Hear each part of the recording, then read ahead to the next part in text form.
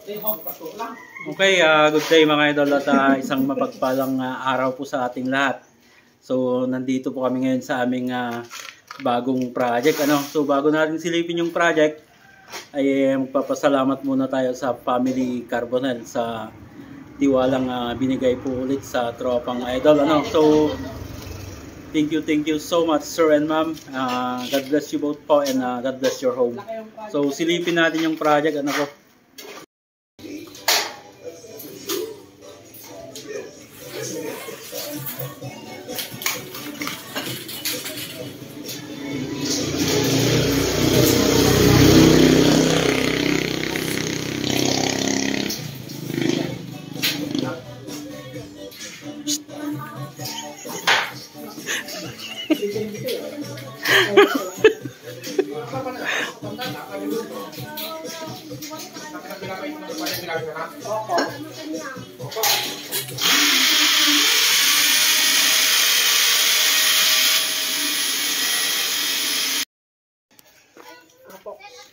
Yun, so ito yung project mga idol. So install lamang po ito.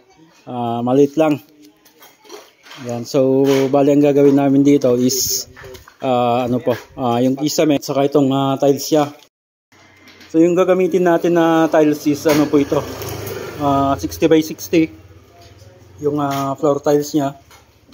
And then sa kisame mga idol is metal faring ulit as usual yung ginagamit natin. Yan, so ito po.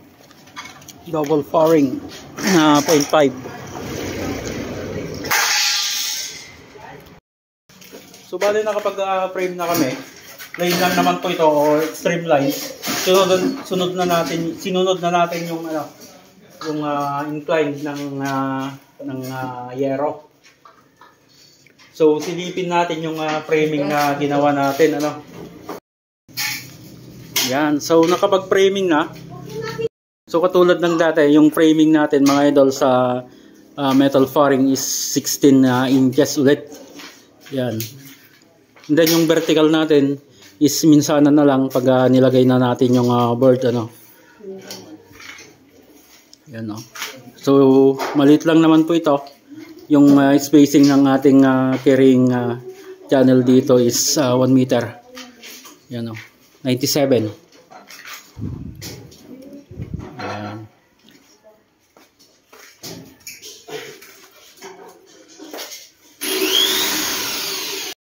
Yan, so bali i-fix na lang natin yung mga hanger mga idol.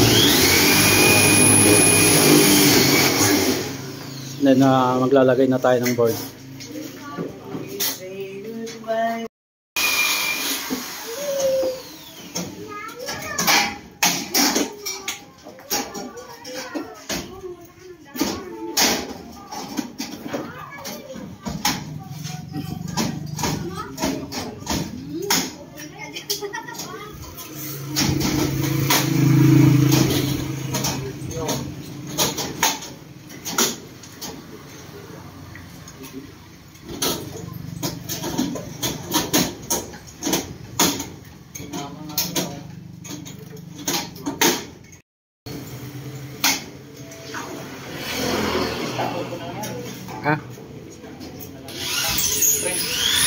Okay, kalatin mo na.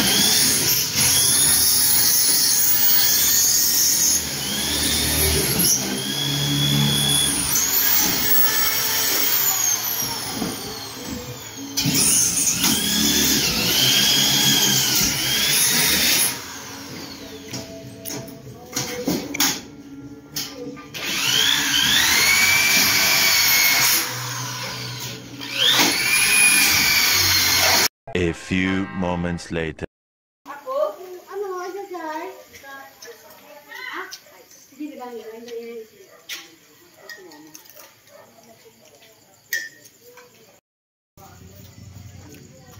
Anong sabi mo, Nathan? Boss, Anong sabi mo? 700 views. 700 views? Trending. Trending sa umok. Sa umok.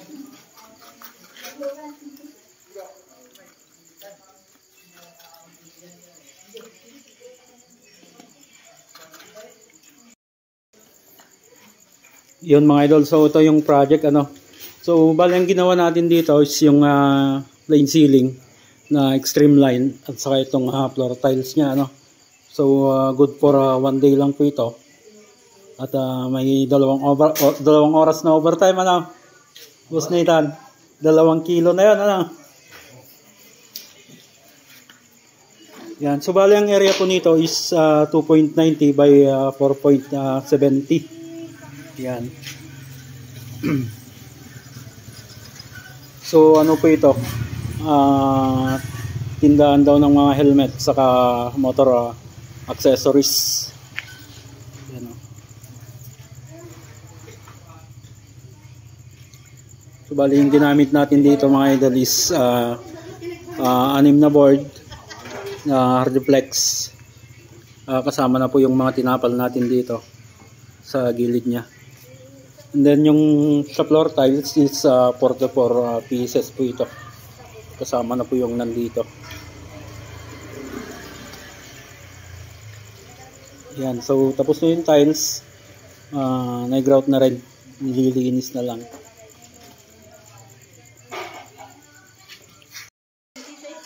Yun, so tapos na yung grout niya, no, mga idol, at nalinis na rin. So imamap na lang to bukas.